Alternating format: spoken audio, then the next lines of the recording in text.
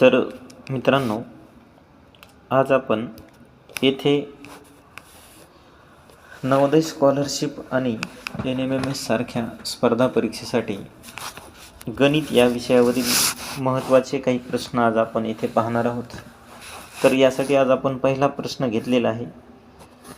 तर सरळ व्याज या पाठावरील हा प्रश्न आहे. तर इथे दरसाल 5% दराने 1500 रुपयाचे जी काही रास 1800 रुपये होते, तर ती किती वर्षात होईल हे आपल्याला इथे शोधायचे आहे. तर यासाठी आपल्याला काय करायचे आहे की अगोदर जी रास दिलेली 1800 त्याच्यामधून आपल्याला मुद्दल वजा करायचे आहे 1500, म्हणजे 300 रुपये उत्तर येईल आणि हे असेल आपलं व्याज. आता आपल्याला सरळ व्याजाच्या सूत्राने हे गणित सोडवायचं आहे. म्हणजे आपल्याला इथे व्याज भेटलेलं आहे 300 रुपये, आपलं मुद्दल आहे 1500 रुपये, गुणिले दर आहे 5. आता आपल्याला वर्ष काढायचेत म्हणून आपण x घेऊ आणि छेदामध्ये 100 हे सूत्रानुसार असं ठेवता येईल. मग यानंतर काय करायचे आहे आपल्याला की x बरोबर 300 गुणिले 100 आणि छेदामध्ये 1500 गुणिले 5. तर इथे आता आपण हे 2 शून्य आणि हे 2 शून्य कॅन्सल केले. 5 1 5, 5 2 10, 0 20, 3 1 3, 3 5 15. आता आपल्याकडे 5 आणि 20 राहिलेलं आहे, म्हणजे 5 1 5, 5 चोक 20. तर आपल्याला 4 असे मिळालेले आहे, म्हणजे आपलं पर्याय क्रमांक 1 हे उत्तर आहे. तर आपण जे काही आपल्याला वर्ष काढायला सांगितलेले होते ते आपण अशा पद्धतीने काढलेले आहे. प्रश्न क्रमांक 2 बघू आपण. तर आपल्याला प्रश्न क्रमांक 2 मध्ये काय दिलेले आहे की एक चौरस व एक काटकोन चौकोन यांची परिमिती समान आहे, दोन्हीची परिमिती समान आहे आणि चौरसाची बाजू आपल्याला 24 दिलेली आहे. म्हणजे आपल्याला चौरसाची बाजू 24 आहे आणि एक काटकोन चौकोनाची लांबी 32 दिली, तर आपल्याला रुंदी शोधायची आहे. मग आपण चौरसाची परिमिती बरोबर 4 गुणिले बाजू हे एक सूत्र वापरायचे आहे आणि आयताची परिमिती बरोबर 2 कंसात L अधिक B हे 2 सूत्र आपल्याला वापरायचे आहेत. मग सर्वप्रथम आपल्याला इथं चौरसाची बाजू दिलेली, मग 4 गुणिले 24 घेऊ आणि 24 चौक होईल 96. म्हणजे आपल्याला चौरसाची परिमिती मिळाली 96. आपल्याला हीच आपली आयताची परिमिती असणार आहे. म्हणजे आपल्याकडं इथं 96 बरोबर 2 कंसात इथे लांबी आपल्याला 32 दिलेली आहे, म्हणजे 32 अधिक हे B जसे तसे. मग हे 96 बरोबर 32 दुने 64 अधिक 2B. आता हे दोन्हीची आपण इथे वजाबाकी करू, 96 आणि 64ची. मग 96 मधून 64 गेले तर आपल्याला उरतात 32. हे 2B जसे तसे. आणि मग इथे येईल आपल्याकडे 2B बरोबर 32. मग B बरोबर 32 छेदामध्ये 2, म्हणजे आपली Bची किंमत आलेली 16. मग आपल्याकडे 16 पर्याय क्रमांक 2 हे आपलं उत्तर आपल्याला मिळालेलं आहे. आपण अगोदर चौरसाची परिमिती काढली सूत्रानुसार आणि तीच परिमिती आयताची इथे ठेवलेली आहे आणि त्यानुसार हा प्रश्न आपण सोडवलेला आहे. प्रश्न क्रमांक आपला पुढचा आहे तिसरा, 6 अंकी कमाल संख्या म्हणजे 6 अंकी मोठ्यात मोठी संख्या. तर आपल्याला काय करायचे आहे, मोठ्यात मोठी संख्या घेण्यासाठी अगोदर 9 हे 6 वेळेस घेऊ. 1 2 3 4 5 आणि 6. आता ही 6 अंकी कमाल संख्या तयार झाली. आता 5 अंकी किमान संख्या घ्यायची आपल्याला. मग 5 अंकी किमान घेण्यासाठी आपल्याला काय करायचे आहे की त्यामधून आपल्याला 1 0 0 0 आणि 0 1 2 3 4 5 ही झाली आपली 5 अंकी संख्या.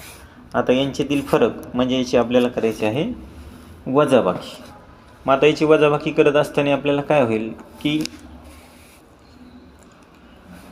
हे 9 हे 9 हे जशास तसे 9 हे जशास तसे 9 9 मधून 1 गेला, हे 8 राहिले आणि पहिला 9 जशास तसे, म्हणजे 98,09,999 पर्याय क्रमांक कोणता मिळाला आपल्याला 4. तर कमाल आणि किमान यावरून आपल्याला कमाल म्हणजे मोठी आणि किमान म्हणजे लहान संख्या घ्यायची असते. प्रश्न क्रमांक 4 आपण पुढील पाहू की पक्ष्याच्या थव्यातील 1/4 पक्षी नदी किनाऱ्यावर आहेत आणि 1/5 पक्षी घरट्यात आहेत. 33 पक्षी अन्नाच्या शोधात भटकत आहेत. तर घरट्यात असलेल्या पक्ष्यांची संख्या इथे आपल्याला काढायची आहे. मग आपण असं करू इथे की समजा एकूण पक्षी आपल्याला माहीत नाहीत म्हणून आपण एकूण पक्षासाठी x घेतला. मग नदीकडे किती गेलेले आहेत पक्षी? 1/4 म्हणजेच x/4. त्याच्यानंतर घरट्यात आपण x/मध्ये किती घेऊ? 5. आणि अन्नाच्या शोधातले आहेत आपल्याकडे 33. अन्न यासाठी आपल्याकडे 33 आहेत. मग आपण याला सरळ काय की नदी किनाऱ्यावरील आणि घरट्यातील या दोन्हीची आपल्याला करायची आहे बेरीज. मग आता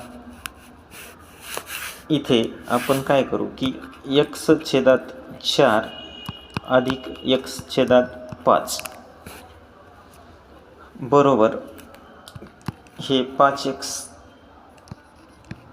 अधिक 4x छेदामध्ये 4×5 म्हणजेच काय येईल आपलं 9x/20 आले. यानंतर आपल्याला पुढे काय करायचे की आता अन्नासाठी जे काही गेलेले आहेत ते किती आहेत? तर मूळ x मधून जे काही अन्नाच्या शोधात गेलेले आहेत ते आपल्याला काय करायचे आहेत? इथे आपण 33 आपल्याला दिलेले आहे म्हणजे x वजा 9/9x/20 बरोबर 33. मग आता आपण 20×1=20 हे 20x वजा 9x बरोबर आपल्याला काय करायचं आहे की इथे आता 33 आणि 20चा गुणाकार करायचा आहे. 33 दुणे 66 म्हणजे 660. नंतर 20 मधून 9 गेले 11x उरतील आणि समोर आहेत 660. तर जे काही आपला थोडासा राहिलेला भाग आहे आपण तो या लाल कलरमध्ये घेत आहोत. मग येईल आपल्याकडे 660 भागिले 11. 11×1 11, 11×6 66 आणि पुन्हा 0ला 0 म्हणजे आपलं xची किंमत आपल्याला आलेली आहे 60. यानंतर आपण काय करू की आता xची किंमत आपल्याला 60 भेटली. मग आता आपल्याला विचारलेलं काय आहे की घरट्यात असलेल्या पक्ष्यांची संख्या किती?